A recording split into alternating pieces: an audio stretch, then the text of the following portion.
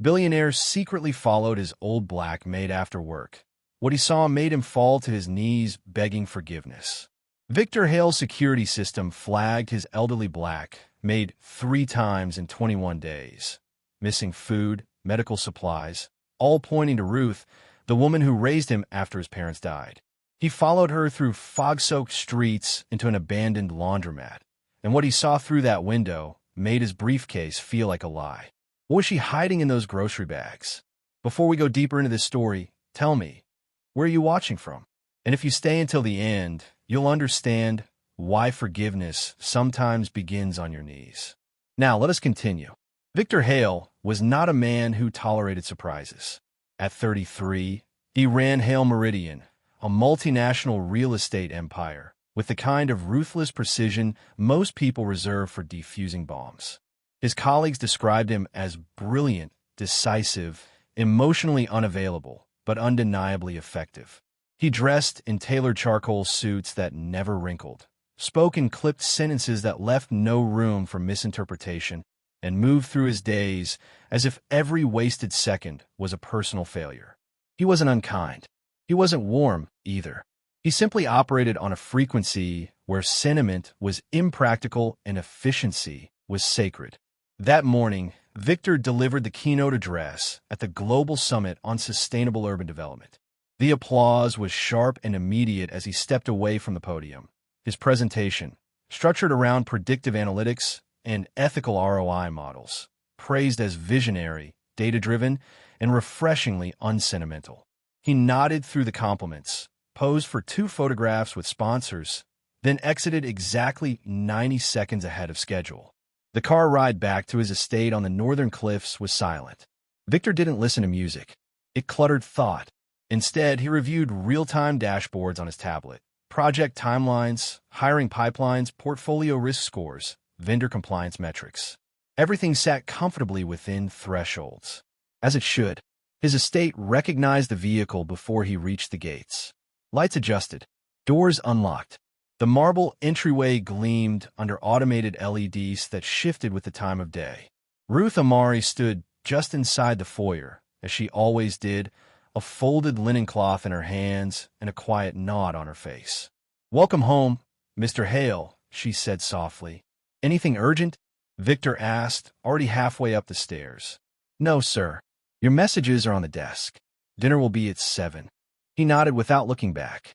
Ruth returned to the kitchen, disappearing into the rhythm she had mastered long before he understood what rhythm meant.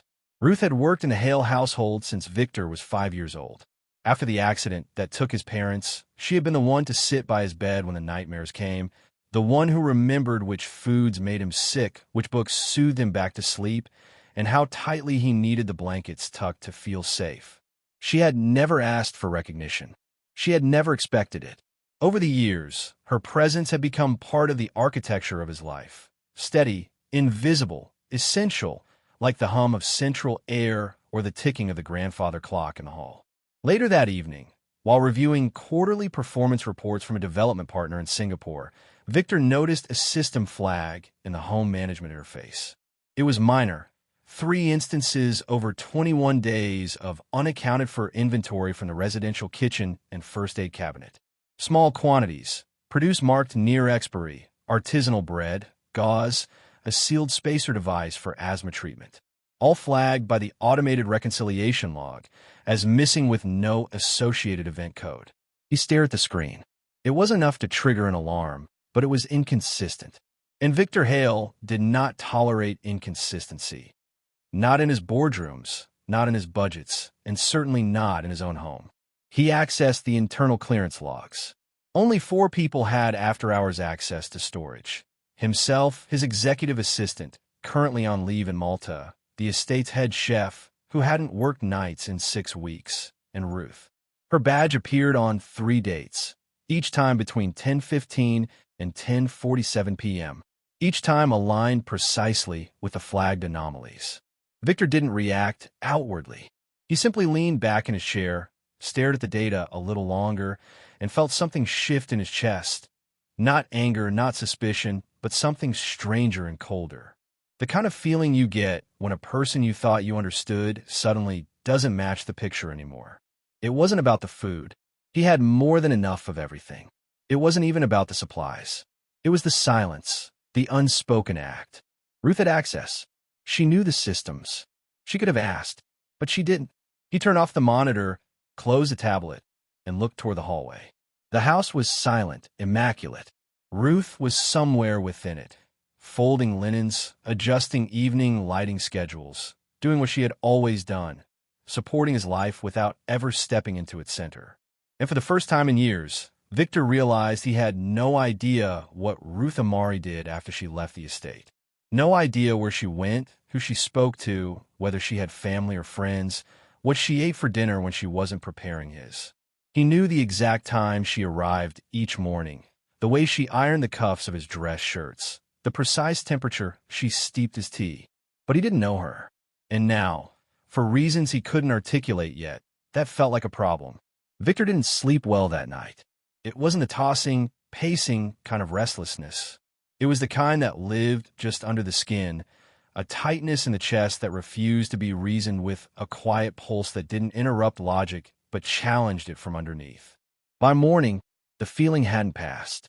By the following evening, it had crystallized into a decision. He canceled his last meeting with no explanation. He declined dinner with institutional investors from Berlin.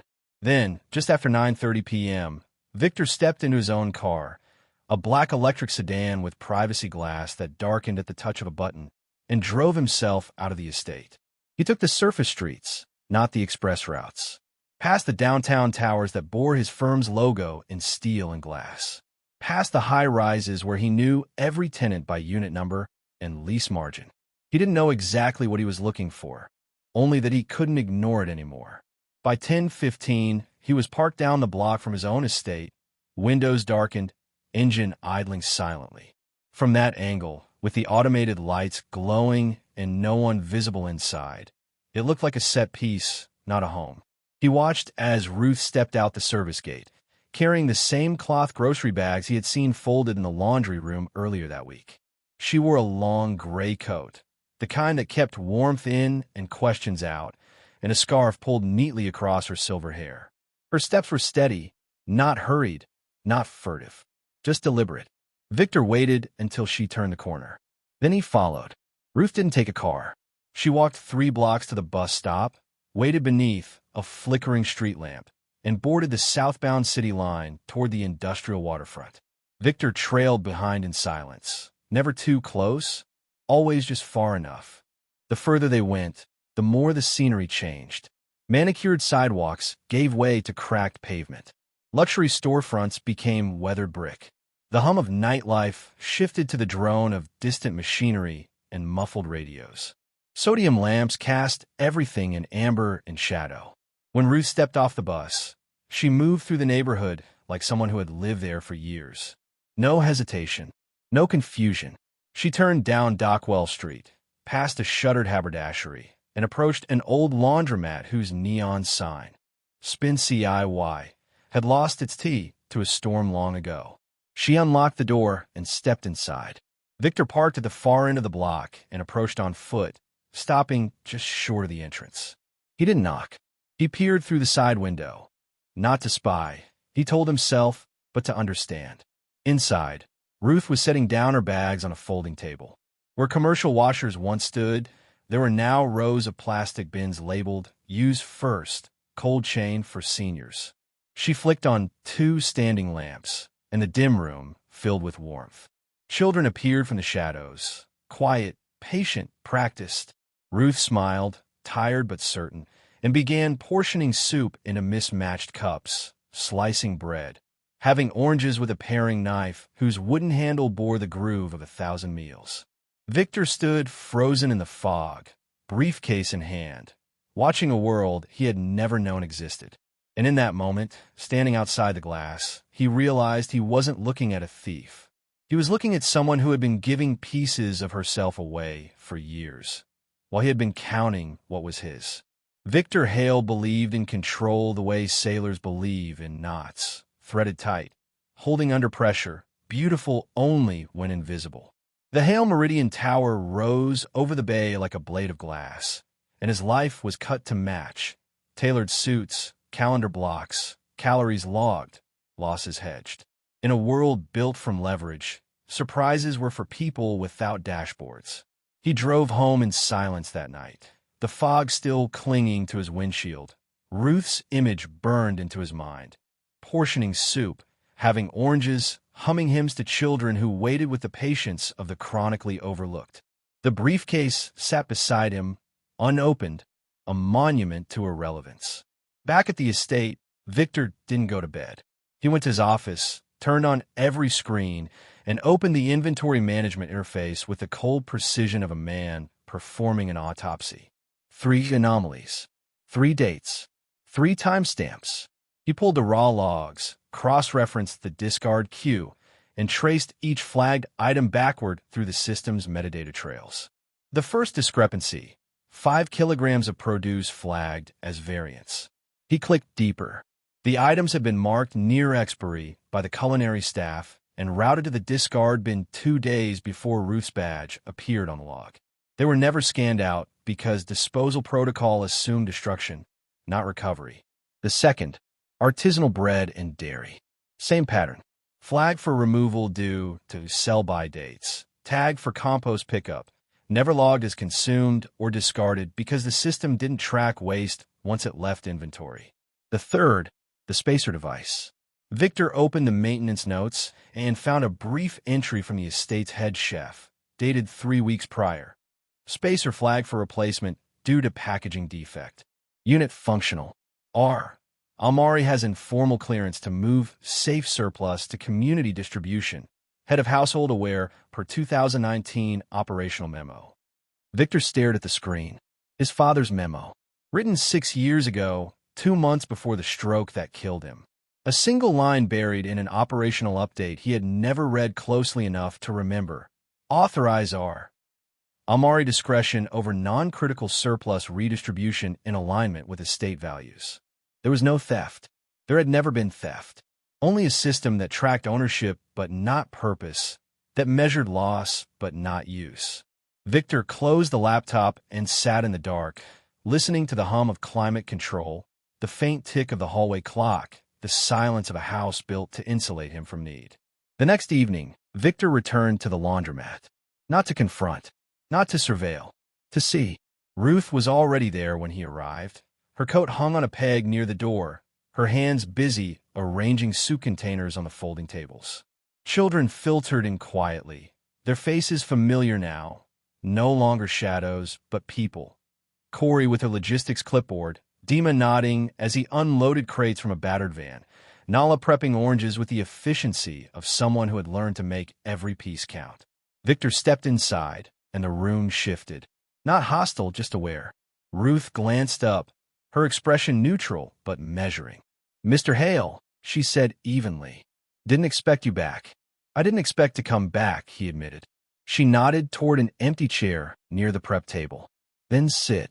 We're short on hands tonight." Victor sat. Nala handed him a paring knife and a bowl of oranges without ceremony. "Have them clean. Don't waste the zest," she said, her tone instructional but not unkind. He cut. Badly. The blade slipped, the sections uneven, juice pooling where it shouldn't. Nala watched, patient, then took the knife from his hand and demonstrated, "Twist, peel, have preserve. Like this. The peel can steep for tea. Nothing gets thrown unless it's truly gone." Victor tried again. Better. Not perfect, but functional. Across the room, Ruth hung a photograph on the wall, a cheap frame, the kind sold in drugstore checkout lanes. Victor's hands stilled. He recognized the image before his mind caught up. A younger Ruth in a nurse's uniform, standing outside Harborview Medical. Beside her, a boy with a split lip and a bandaged knee. Socks mismatched, eyes stubborn with the kind of pride that comes from refusing to cry. The boy was him. Victor stood slowly, the knife forgotten, and crossed the room. "That was you," he said, the words barely audible. Ruth glanced at the frame, then back at him. "That was you," she corrected quietly. "Your father owned that building." The staircase railing gave out. "I was working the walk-in clinic 2 blocks over when they brought you in. I don't remember your name from that day. You were 7. And scared. I didn't need you to remember my name. I needed you to stop bleeding. She returned to the soup pot, stirring with the same steady rhythm she had used to calm his childhood nightmares. Why didn't you stay in nursing? Victor asked. Ruth's hand paused, just for a second. Hospital restructured in '98. My pension got restructured right along with it. Tried volunteering at clinics after, but they thanked me with silence. No pay, no respect, just the assumption I'd be grateful for the chance to work for free. She met his eyes. So I found another way to do the work that mattered. Victor looked around the room. At Corey, coordinating delivery schedules on a chalkboard. At Dima, marking safe routes on a hand-drawn map. At Nala, teaching a younger girl the twist-peel method. This wasn't charity. It was infrastructure. Quiet, unbranded, efficient. You built this, he said. We built this, Ruth corrected, gesturing to the others. I just unlocked the door. Corey approached, clipboard in hand, and looked Victor up and down with the assessing gaze of someone who had learned not to trust good suits. You any good with spreadsheets? She asked bluntly. I run a multinational firm, Victor replied. That's not what I asked. He almost smiled. Yes, I'm good with spreadsheets. Good. Bus route costs keep changing, and we need to model 3 scenarios: base, disruption, and winter storm. Can you do that without making it complicated? Victor nodded. I can. Corey handed him the clipboard. Then you're on data. Dima's got the routes. Nala's got the prep counts. You make them talk to each other. He took the clipboard. For the first time in years, he wasn't giving orders. He was receiving them, and it didn't feel like loss. It felt like relief. Later, as Victor helped stack empty containers, Ruth approached with 2 mugs of tea. She handed him one without asking if he wanted it. You followed me because you thought I was stealing, she said. Not a question. I did, Victor admitted, the shame quiet but present. And now, he looked at her, this woman who had bandaged his knee, raised him through grief, and built a refuge from the things he had considered waste. Now I'm trying to understand why I didn't just ask. Ruth sipped her tea. Because asking means you might be disappointed. And you spent your whole life building systems so you never have to feel that. The truth of it landed hard. Victor set down the mug, his hands unsteady. I want to fix this. The surplus pipeline. Make it sustainable, anonymous, durable. No PR. No logos. Just operations. Then don't announce it, Ruth said firmly. Ask. Listen. Build it with us, not for us. Victor nodded. He didn't have all the answers yet. But for the first time, he was asking the right questions. And that, he realized, was where real control began. Not in dashboards or data, but in the humility to admit what you didn't know and the courage to learn from the people you had stopped seeing. The service corridor of the Hale Meridian estate was not built for confrontation. It was a functional artery, white walls, polished concrete, LED strips that hummed with efficiency, where staff moved silently between kitchen, storage, and the tradesman's entrance. Victor had walked this hallway 1,000 times without seeing it. Now, standing beneath its cold light, he saw it for what it was, the invisible infrastructure that held his comfort in place. He had called the meeting for 7 a.m. before the household fully woke. His COO, Marcus Trent, arrived first, crisp suit and sharper questions already forming behind his eyes. The culinary director, Simone Archibald, followed, her tablet clutched like a shield. This isn't the boardroom, Marcus observed, glancing at the service lockers and utility sink. No, Victor said. It's not. He held up 3 printed reports. Inventory discrepancies, discard logs, the operational memo his father had written 6 years ago. We've been throwing away food that people need, Victor said, his voice steady but stripped of its usual command. Near-expiry produce, damaged packaging, surplus stock marked for disposal, but still safe.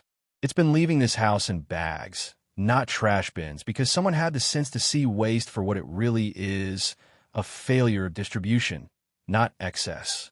Simone's brow furrowed. We follow health and safety protocols. Anything flagged goes to compost, or it goes nowhere, Victor interrupted gently. It sits in a bin until pickup, then disappears from our logs and our conscience. That ends today. Marcus crossed his arms. What are you proposing? A nightly surplus ledger, Victor said, pointing to the discard queue on his tablet.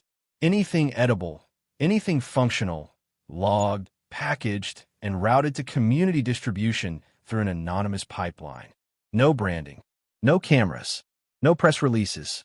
It becomes an operations line item, not charity theater. Marcus exhaled sharply. Victor, we're leaving money on the table. Vendors pay for bulk discard contracts. This is optics without optics. Victor met his gaze. Then it's not optics, he said quietly. It's oxygen. The silence stretched thin. Simone looked down at her tablet, then back at Victor. You want this operational by when? Tonight, Victor said, and every night after. Marcus shook his head, but didn't argue further. He recognized the tone. This wasn't negotiation. It was correction. That evening, Victor returned to Spin City with a crate of surplus labeled by date and content. Ruth was at the prep table, portioning rice into containers, her movements economical and practiced. Corey was updating the chalkboard with delivery zones. Dima was checking tire pressure on the van. Nala was teaching a younger boy how to fold napkins so they stayed flat in transport. Victor set the crate down, and Ruth nodded acknowledgement without breaking rhythm. Time delivery, she said, more statement than praise. First of many, Victor replied. Then he heard it, a cough, short and tight, from the corner near the space heater. Andre, the boy he'd seen before, sat hunched forward, his breath coming in shallow, stuttered pulls. His fingers gripped the edge of a folding chair, knuckles pale. Ruth moved instantly, her body a calm tide cutting through rising panic. Andre, baby, look at me, she said, voice steady as a metronome. We're going to count together. In through your nose, 1, 2. Hold 3, 4. Victor's hand went to his phone, muscle memory pulling up the concierge clinic contact. Ruth's eyes cut to him, sharp but not harsh. Put it down, she said. He needs air, not sirens. Victor obeyed. He knelt beside her, watching as she positioned Andre's shoulders, elevated his chin, and reached for the spacer and inhaler from a small tin she kept within arm's reach. Elevate. Count. Slow the room. She murmured, not to Andre, but to the space itself, commanding calm into existence. Victor counted with her, breath in, breath held, breath out. He watched Andre's chest stutter, then settle, then find rhythm again. The room exhaled collectively. When the worst passed, Ruth handed Andre a cup of water and pulled a knit cap over his hair with a practiced blend of fierceness and gentleness. You good? She asked. Andre nodded, still catching his breath. I'm good, Miss Ruth. Victor stayed kneeling. His hands shook slightly, adrenaline bleeding out into something rawer. He looked up at Ruth, and the words came before he could shape them into something more dignified. I followed you because I thought you were stealing, he said, his voice breaking on the last word. I didn't ask. I didn't trust. I just followed like you were a problem to be solved instead of, he stopped, swallowed. I'm sorry. Ruth looked at him for a long moment, her face unreadable. Then she walked to the supply closet, returned with a mop, and placed it in his hands. Keep the place clean, she said simply. No spectacle, no absolution, just work. Victor took the mop. He stood, moved to the corner, and began cleaning the tile floor with the same focus he applied to quarterly projections. It wasn't penance. It was presence. Later, Corey approached with her clipboard and a map of bus routes marked in 3 colors. We've got a decision to make, she said. No preamble. Winter's coming. Routes 14 and 9 get canceled when snow hits. We need a backup plan. Either we stockpile more at the center or we find alternate transit. Victor studied the map. What's the cost difference? Stockpiling means we need another fridge and generator backup, Corey said. Transit means we negotiate with a private van service or pay drivers under the table. What do you think works best? Victor asked. Corey blinked, surprised. You're asking me? You run the logistics, Victor said. I'm just here to make the numbers work. She considered, tapping her pen against the clipboard. Fridge and generator. More reliable. Drivers flake when weather gets bad. Victor nodded. Then that's what we do. I'll handle sourcing and installation. You tell me where it goes and what specs you need. Corey's expression softened, just slightly. You know spreadsheets, right? I do, Victor said. Good. Teach me pivot tables next week. I'm building a route optimization model, and I keep hitting walls. Deal, Victor said, and meant it. Dima pulled him aside later, near the van. He was a quiet man, broad-shouldered, with hands that looked built for heavier work than driving. You want to know the real routes? He asked. Yes, Victor said. Dima unfolded a hand-drawn map, creased and annotated in pen. This is the city they don't put on apps, he said, pointing to back alleys, service roads, and transit stops marked with stars. These drivers, Carlos on the 6, Janine on the 11, Marcus on the Night Express, they look away when kids can't pay. They announce stops twice so the elderly don't miss them. They wait an extra 30 seconds even when dispatch is yelling. Victor stared at the map, at the intelligence embedded in ink and lived experience. This is more accurate than anything I've ever built, he said quietly. Because we live it, Dima replied. Your dashboards don't know which streets flood, which corners are safe after dark, which drivers carry granola bars for the kids who board hungry. Victor took a photo of the map with his phone, then looked at Dima. Can I use this? To build a better model? Long as you don't brand it, Dima said. And long as you remember, it's ours, not yours. I will, Victor promised. 2 weeks later, Victor formalized the pipeline. He secured vendors for refrigerated storage, negotiated late-night transit reimbursements through a third-party logistics partner that asked no questions, and reclassified the entire operation under shrink mitigation and community stabilization. Bureaucratically boring, operationally durable. No galas, no press kits, no naming rights. He committed to weekly shifts at Spin City, unannounced, no entourage. He chopped vegetables, washed dishes, learned names, then remembered them. He taught Corey pivot tables on a folding table with a laptop that took 3 minutes to boot. He drove night routes with Dima, learning which intersections to avoid and which bus drivers waved back. One evening, as they locked up, Ruth handed Victor one of the grocery bags. You carry this one, she said. It was small, oranges, bread, a thermos of soup. But the weight of it felt like trust earned, not given. Victor took the bag. They walked in silence through the same misty streets he had followed her down weeks before. But this time, he wasn't shadowing. He was beside her. And that, he understood, was the difference between rescue and return. The boardroom at Hale Meridian occupied the 42nd floor, glass walls on 3 sides, the city spread below like a ledger waiting to be balanced. Victor sat at the head of the table, flanked by his PR director, his COO Marcus, and 2 trustees whose names appeared on donor walls across 3 continents. They had called the meeting. He had agreed to attend. That was as far as his cooperation would extend. Victor, the PR director, began, sliding a presentation deck across the polished surface. The surplus pipeline is running beautifully. Volumes are up, waste is down, and the community impact is measurable. This is exactly the kind of story that builds brand equity. Victor didn't touch the deck. We could leverage this, she continued, enthusiasm building. A feature in the Times. A gala at the estate. Tie naming rights to the program. Hail Meridian Community Resilience Initiative. And use it to anchor the next capital campaign. The press loves this kind of pivot. Billionaire turns waste into hope. One of the trustees leaned forward. It's a reputational multiplier, Victor. Philanthropy that scales. You're already doing the work. Why not get the credit? Victor folded his hands on the table, his voice calm but final. No brand. No photos of children. No gala. No naming rights. The room stilled. Marcus cleared his throat. Victor, we've talked about this. You're leaving strategic value on the table. This is optics without optics. Then it's not optics, Victor said quietly. It's oxygen. And you don't brand oxygen. The PR director blinked.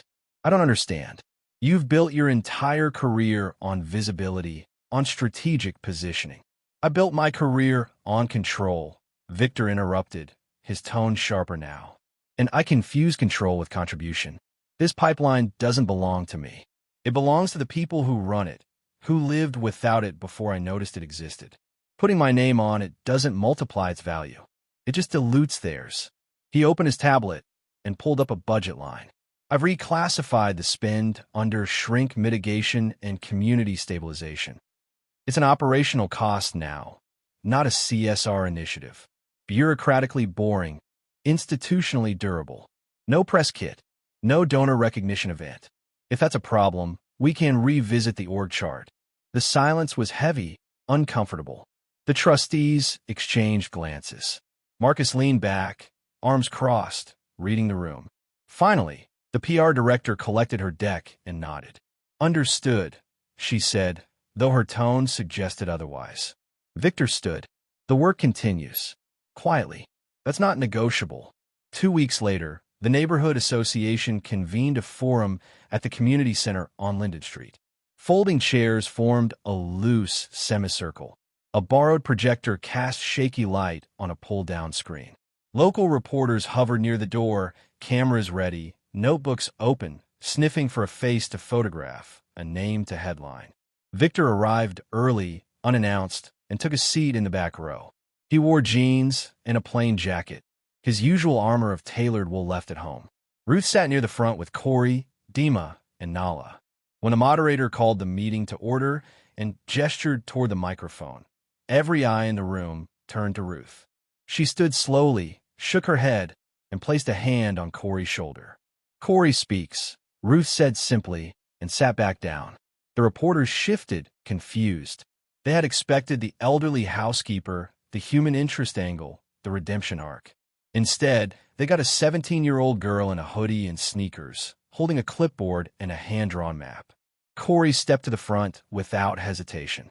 Food, transit, medicine, she began, pointing to 3 columns on the map projected behind her. That's the real infrastructure.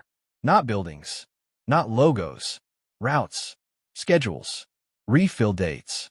This is how we survive when the city forgets us. She walked the room through the logistics, bus drivers who waited, supply chains built on trust, cold storage maintained through community contribution, not corporate theater. She named Dima's night routes, Nala's prep efficiency, Ruth's quiet coordination.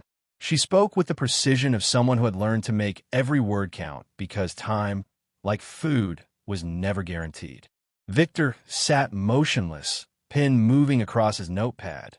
Not for show, but because he was learning. The reporters, realizing they had no celebrity to center, began packing their cameras. When Corey finished, the room erupted in applause. Ruth stood, nodded once, and the forum moved into working groups, logistics, funding, outreach. Victor stayed in his chair, taking notes no one would ever read but him. After the forum, Victor found Ruth stacking chairs near the side exit. He approached quietly, uncertain whether he was welcome. That was incredible, he said. Ruth glanced at him, one eyebrow raised. Corey did the work. I just gave her the mic. You could have taken it, Victor said. The reporters wanted you. Reporters wanted a story, Ruth corrected, folding a chair with practiced efficiency. I gave them the truth instead. Corey's the future. I'm just keeping the door open. Victor nodded, then hesitated. I want to do more. Expand capacity. I could fund a full-time coordinator position, give you a title, Director of Community Operations, something formal. Ruth stopped folding and looked at him directly. Titles eat time, she said. And we need time, not business cards. Victor exhaled, chastened. Then what do you need? Ruth pulled a folded piece of paper from her coat pocket and handed it to him. It was a list written in her careful script. Teach Corey advanced routing models. Expand cold chain by 2 fridges, one at Spin City, one mobile. Fund inhalers on refill schedules, 12-month commitment. Secure 3 night route bus passes through back-end voucher system. These are headlines, Ruth said, but they're what keeps people breathing. You want to help? Do this. Quietly, Victor folded the paper and slipped it into his pocket. Consider it done.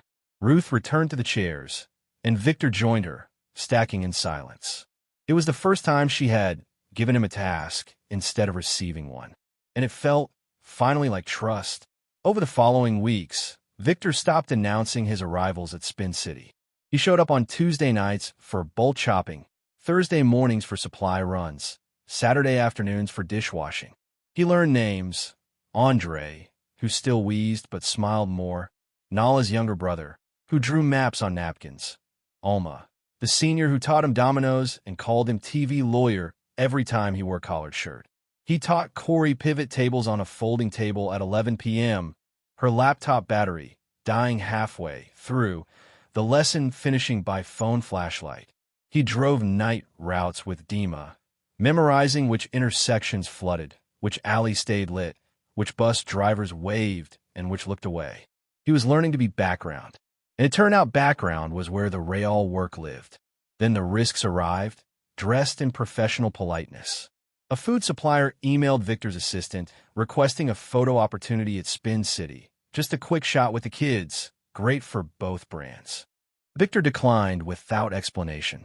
A city health inspector appeared at the laundromat one evening, clipboard in hand, noting code violations, improper commercial kitchen designation, occupancy limits, fire suppression inadequacies. He didn't issue fines yet, but he left a card. Dima found Victor outside after the inspector left. "This is what happens when things work," he said quietly. "People notice, and when people notice, they either help or they shut it down." Victor stared at the inspector's card. He could step forward, lease the property through a shell company, fund the code upgrades, make the problems disappear with money and legal infrastructure. But doing so risked exactly what Ruth had warned against, making it his, not theirs. Or he could step back and let the community navigate the bureaucracy alone, preserving their voice but exposing them to risk. Inside, Ruth was portioning soup, Corey was updating route schedules, Nala was teaching a new volunteer the twist peel method. The work continued, steady and unbranded, held together by trust and routine. Victor pocketed the card. He didn't have the answer yet, but he knew who to ask. And for the first time in his life, asking felt like the right kind of control. Victor met with his attorneys on a Tuesday afternoon in a conference room that felt too large for the conversation. He did not bring Marcus or the PR team. He brought only a legal pad with Ruth's list folded inside and a decision he had made alone in the dark hours of the previous night. "I need a third-party trust established to lease a property," Victor said, sliding the address across the table. "Anonymous benefactor structure. The trust covers building code upgrades, fire suppression installation, commercial kitchen certification, and comprehensive liability insurance. No Hail Meridian branding anywhere in the paperwork." The lead attorney nodded, taking notes. "Standard philanthropic shield. Tax-advantaged. We can structure it as..." "Not philanthropic," Victor interrupted. "Operational. Community infrastructure stabilization. The lease transfers management authority to a community council with full veto power over any changes to use, programming, or partnerships. I'm a silent lessor, not a director." The attorney paused, pen hovering. "You're funding it but ceding control?" "I'm returning it," Victor corrected quietly. Control was never mine to keep. Within 10 days, the paperwork was filed. The property that housed Spin City was quietly leased through the Harborview Community Trust, a name Victor chose because it referenced the hospital where Ruth had once worked, the place where she had bandaged a boy who would grow up forgetting her name until it mattered. Code inspectors returned, found compliance, and left without fines. The insurance policy listed Ruth Amari as primary contact, not director, a distinction she had insisted upon. To the Hail Meridian board, Victor framed it as liability containment and neighborhood stabilization, bureaucratically dull, legally defensible. To himself, in the margins of his notes where no one else would read, he wrote a single word: return. The storm arrived on a Thursday evening in late November, the kind that turned streets into rivers and knocked out power in blocks. Transit shut down at 6 p.m., buses stopped running. The city issued shelter-in-place advisories. Victor was at the estate reviewing supply chain reports when his phone buzzed. A text from Corey, Dima's van stalled. 12 stops left. Seniors need meds plus hot food. Contingency? Victor grabbed his keys. He texted back, "On my way. Meet at Spin City. Bring the map." He drove through rain so heavy the wipers could barely clear the windshield, the city reduced to streaks of light and shadow. When he arrived at the laundromat, Corey was already there, soaked through, the hand-drawn contingency map spread across the prep table. Dima stood beside her, shaking his head. Van's dead. Starter's gone, Demas said.